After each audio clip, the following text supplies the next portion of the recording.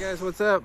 Welcome back here to another edition of Intuitive Angling, and thanks for checking out today's video. It's really nice day here in Southwest Missouri, man. It's probably 65 degrees, no wind, and you sort of feel spring is in the air just a tiny bit, but I'm sure we still got some more nasty weather coming up. So anyway, guys, today's video I want to talk about, I don't know if you guys saw it, but Kevin VanDam announced his retirement from professional fishing today. He's going to fish one more season, and I just sort of wanted to give a little commentary on his retirement. I think it might be interesting little video to have. And before we get started, I just want to give everybody a big thanks to everybody that has been helping the channel out by using our View Product shopping tab.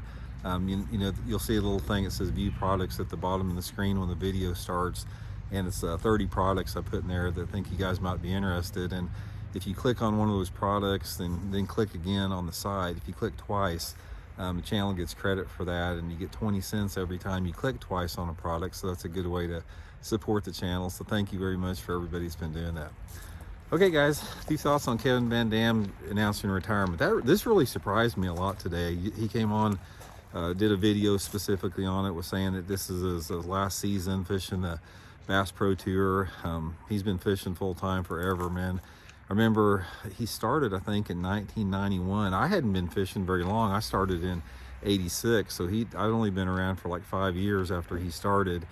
And I've had a chance to fish around Kevin a lot. I was on the Zebco Quantum Pro staff with him, so I'd been in a lot of industry meetings with him over the years, and finished second to him at the Potomac River, the Bassmaster event. One time we were both fishing the same stretch of bank, and I was leading the tournament going into the last day, and Kevin beat me the last day of the tournament. And it was sort of an honor to be battling a Bassmaster Top 150 out with him there, even though I didn't win it.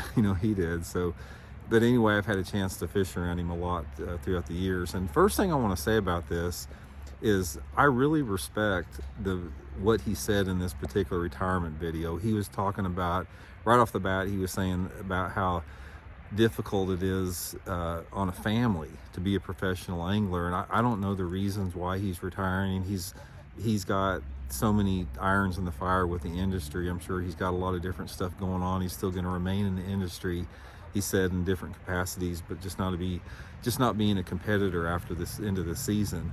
But the thing I really wanted to comment on more than anything else, what he said is about how difficult it is on a family. And I don't think this gets enough attention in tournament fishing, not just the tour level type fishing and the upper echelons of tournament fishing, but even on the regional level, on the smaller level. Guys, tournament fishing sucks on a family. Tournament fishing is a selfish sport. Families suffer because of it. You're gone a lot. If you got kids, it's even worse. And it's extremely stressful on everybody. It's stressful on the pros that are gone. It's stressful on the family. It's stressful on the kids. And that's why I always say, if you guys want to be a tournament angler, that stay single. It's not really fair to put your family through that.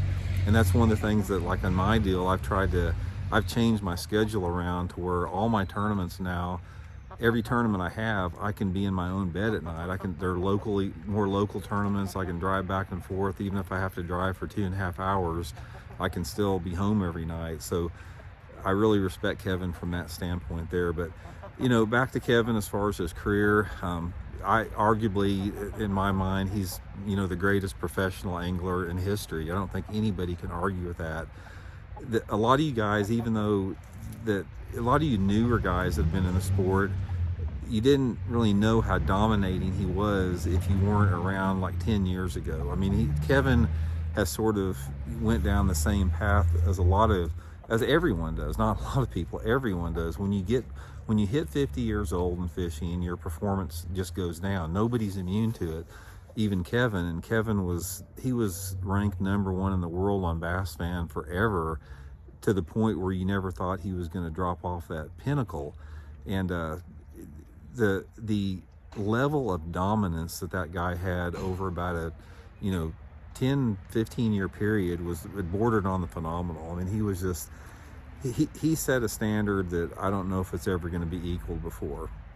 So on top of that, you know, he's been a tremendous ambassador to the sport. The guy, he I don't see where he had got the time to do what he did between traveling the country and working in a creative capacity with as many companies that he did. It's you know, it's definitely a special person to take to be able to do the things that he did. But he's definitely been a credit to the sport. I mean, the sport is much better off with him. You know, he's, you know, I can't say a bad thing about the guy on there. He's just a fierce competitor, and it really sort of surprised me that him retiring this early. But I can totally get it. I can understand it, you know, from his perspective there. So anyway, I just wanted to do a little video on that and wish Kevin well and whatever he chooses to move forward with. And I think it's probably a message well worth noting to other pros that, you know, I don't think there's anything wrong with retiring after having a long career. I mean, I think a lot of guys stay in it too long because they don't know anything else. But you know, I think he probably got at it at the right time where he was still, you know, a hammer. I mean, a lot of guys stay in it to the point where they just go downhill and their performance suffers because they love it so much. And I'm not sure how good that is, but anyway, I was a little surprised about that, but just wanted to give sort of a tribute to, you know, without a doubt, probably the greatest bass angler the sport's ever seen. So anyway, thanks for tuning in, guys. We'll talk later.